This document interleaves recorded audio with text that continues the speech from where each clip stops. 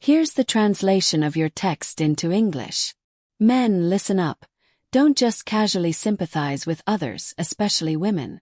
Let me tell you, not all women deserve your sympathy. Some of them are downright ruthless. You might let her off the hook, but she won't necessarily do the same for you. I've seen too many examples. Some women seem nice on the surface, but getting to know them is a mistake in itself. Don't doubt me on this. I have a friend who, a few years back, met an older single woman. She was well into her 30s, still unmarried and full of confidence. She thought she had the goods, that she could still pick and choose. But time waits for no one. After 35, those so-called assets, youth, looks, they all start to depreciate. For men, if they're even slightly decent, the first thing they notice is age. She still thought she was well preserved, that she had suitors and could get married any time. But I told her those suitors might just be bored and messing around with you. If you really said to one of them, "Come on, grab your ID, let's head to the marriage registry," would he dare go? The ones who'd dare, she wouldn't even give a second glance, haha. So, I say, once a woman's over 35, she really shouldn't bother with blind dates or think about marriage and kids. Living alone is actually pretty great. You go on blind dates, this one's not good enough, that one's not up to par. The ones better than you won't look your way, and the ones worse than you can't stand. At this age, your mindset's mature, your job's stable, you can support yourself, and you don't need anyone else to provide for you. So why force yourself to find a partner? Staying single. Doesn't that feel pretty free too? 大龄剩女啊，之所以有底气能 Here's the English translation of your text. Lately, I've noticed that guys these days don't chase girls anymore. What's up with that? It's because pursuing a girl now feels like an investment, high risk, with a chance of losing everything. I've got a buddy who chased a girl for months, dates, dinners, gifts, spending a ton of money, and in the end, nothing came of it. It all went down the drain. Tell me, who's still willing to do a losing deal like that? Love should be a two-way street. If both sides like each other, they get together. If not, they part ways. Don't use excuses like, "I'm slow to warm up" or "I'm testing you" to make the guy keep investing one-sidedly. That's not normal. Take dating, for example. I think there should be an unspoken rule. If a guy pays for dinner, a movie, or milk tea, and the girl doesn't refuse, then wants hugs or hand-holding, shouldn't that imply consent? Otherwise, why would a guy spend money and time on you? If you're not into him, say it early. Don't take the benefits while rejecting him. I've seen some girls where a guy treats her to a movie, and then she posts on social media complaining, "Met a creepy guy who paid for a movie and still wanted to hold hands." I was speechless when I saw that. He put you in his heart, and you turn around and trash him online. You want him to foot the bill but refuse to take it further. Who's the creepy one here? To me, it's you. 我跟你们说啊，女生过了35岁 Here's the English translation of your text. I was born in 95, single. Recently, I chatted with a guy from a blind date for a month and then he suddenly stopped responding. I felt pretty helpless about it. Later, someone asked me, "When he treated you to dinner, did you ever treat him back? Did you ever take the initiative to ask him out on weekends? When he was busy, did you show any concern for him?" I thought about it and honestly I hadn't done any of that. I was just waiting for him to chase me. But why should he have to keep chasing? In the blind date market there's no shortage of people, men and women alike. He made a move once, I didn't respond, and naturally he stopped trying. The dating scene has changed now. Girls are desperate to get out of singledom, but guys are just giving up. Men are thinking, "I've got a car and a house, I marry you and still have to pamper you, but you don't even give me any emotional value. We argue a couple of times and it's divorce. How am I supposed to live like that?" So they don't dare take the risk. I reflected on it and I think girls need to adjust their mindset and stop acting so aloof. No matter how standoffish you are, if you hit your 30s and still can't get married, no one's going to want you. I used to think that being a woman gave me the right to act all high and mighty, but now I realize marriage is about partnering up to live life together. It takes mutual effort. It's unfair to just dump all the responsibility on the guy. I need to be more rational too and stop getting blinded by those toxic, inspirational quotes that make you think you're some big deal. 现在中没有男生愿 Here's the English translation of your text. Today, let's talk about the issue of dowry. Nowadays, some women, when they were young, squeezed onto buses and ate instant noodles with their ex-boyfriends, enduring all kinds of hardships. But once they get older and their value drops, they hit the blind date market demanding a house, a car, and a big dowry. I just don't get it. Your youth wasn't spent with me, so why are you asking me for a dowry? Go ask your ex. My mom set me up on a blind date, and this woman asked me, "Have you prepared the 300,000 yuan dowry?" I said, "I just took out a loan, it'll come through soon." She panicked.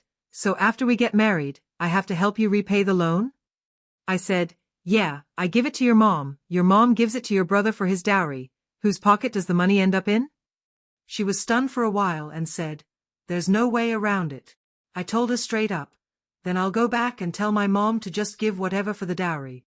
She asked, "How much is appropriate?" I said, "I've got 600 yuan, how much do you have?" She replied, 66,666. I said, "That's enough, you can go now. I'll tell my mom we don't need a dowry." Haha, this whole thing was hilarious. Marriage needs to be rational. The dowry shouldn't all fall on the guy's shoulders. Women need to think it through too. Where does that money really end up? 成年男女出去约会哈。 Here's the English translation of your text. Today, let's talk about the issue of dowry. Nowadays, some women, when they were young, squeezed onto buses and ate instant noodles with their ex-boyfriends, enduring all kinds of hardships. But once they get older and their value drops, they hit the blind date market demanding a house, a car, and a big dowry. I just don't get it. Your youth wasn't spent with me, so why are you asking me for a dowry? Go ask your ex. My mom set me up on a blind date, and this woman asked me, "Have you prepared the 300,000 yuan dowry?" I said, "I just took out a loan, it'll come through soon." She panicked. "So after we get married, I have to help you repay the loan?"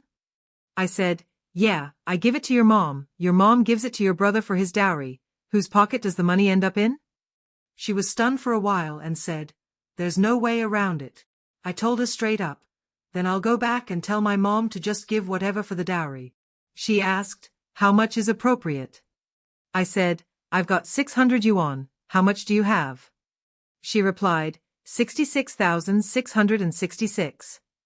I said, "That's enough, you can go now. I'll tell my mom we don't need a dowry." Haha, this whole thing was hilarious. Marriage needs to be rational. The dowry shouldn't all fall on the guy's shoulders. Women need to think it through too. Where does that money really end up? 我经常听女生跟我说什么男生追她一半不追的。 Here's the English translation of your text. I was born in 90, single. In the blind date market. Girls my age are in a really awkward spot.